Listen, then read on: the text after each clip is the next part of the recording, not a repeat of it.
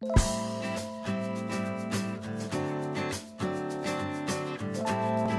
lot of times when we're diving or snorkeling or whatever, we find a lot of stuff. You know, diving really, it pays for itself. It's a good reason to get certified. But you know, out there we find some crazy stuff. Stuff you wouldn't think we would be able to find. Stuff you think once it went in the water, it would be lost forever. Things like rope, tie-off ropes, we find masks, fins, just about anything you can think of that anybody uses in the water. Fishing rods, cleaning stations, a little bait station we found. We found old umbrellas. When we were down in the Keys this past December, lobstering around the bridges, man, we were finding lead everywhere. I got like every kind of little thing. I was just loading up.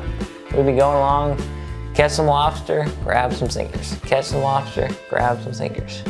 You know.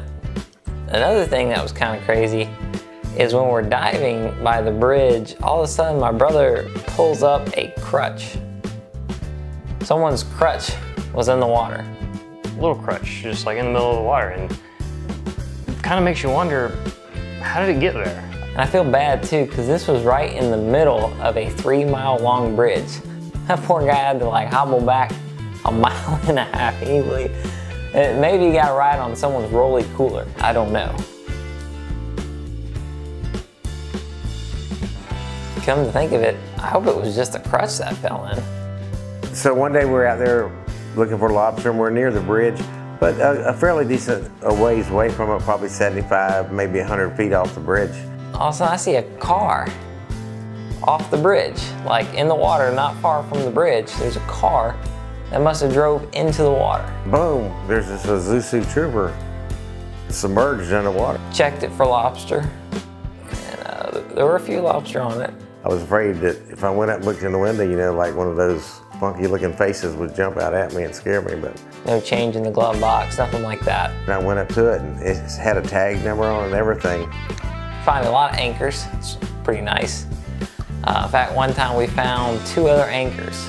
And you know, we tied it to our anchor and made our buddies pull it up. But on that same dive trip, okay, we had one guy and he had a lure. Okay, when we get to the first spot, he throws it out. You know, he gets a fish to bite, probably a barracuda, and bites it off. It just had mono. Like, dang, that's gone. Well, me and my brother go down and dive, and we find it, okay? You think that's crazy. The next spot, he did the same thing. It got bit off, and we found it again. The lucky lure. I'm fishing out of Hector Drive out there at Sisters Creek, and there's a big shipyard there. It's called Atlantic Dry Dock. I'm out there fishing, and I'm getting ready to, someone will go to a different place, and my anchor gets hung up. I'm pulling and pulling, and all of a sudden, whatever I'm pulling breaks loose. So I keep on pulling, and I keep on pulling and pulling. I pull up this 12-foot Werner ladder. I guess they're about $200 or $300. And it's just about almost as long as my boat, so I haul it into the boat. As I said on the boat, I take it back up to the docks. I say, hey, I got your ladder, do you want it? And they said, nah, it's been in there too long. It had barnacles and stuff on it.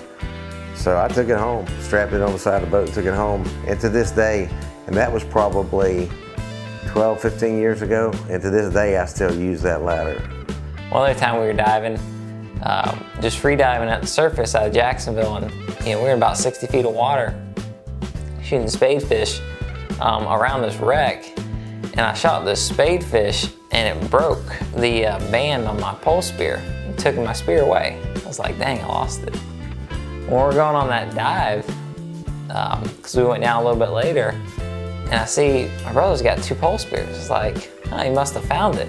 He gets up to the surface, I go, hey, did you find my pole spear? He's like, yeah. And the spadefish was still on it. Dive knives. Oh yeah, dive knives are really interesting.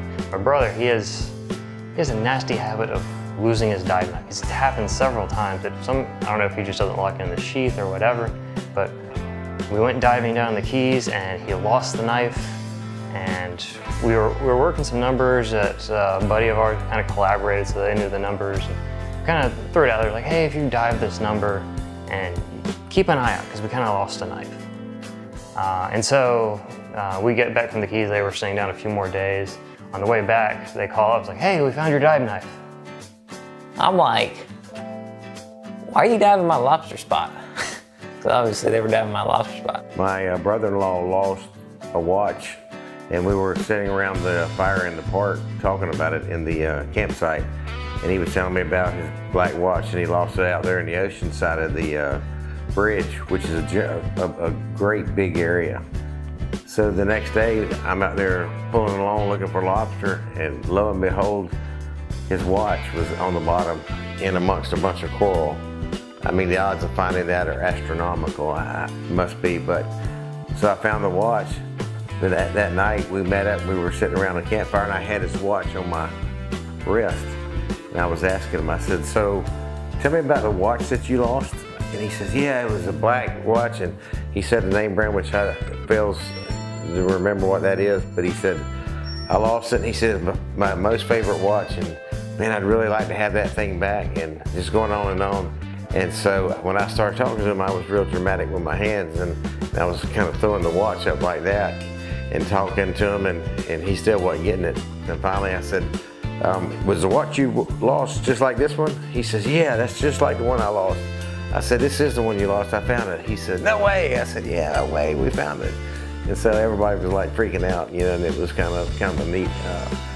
Well, hope you've enjoyed these crazy true stories of what we find. For more fishing videos, please subscribe to our channel. We're going to put more videos up every week, and it's summertime and we're going to be fishing and diving like crazy, hopefully. So, thanks for watching, everyone.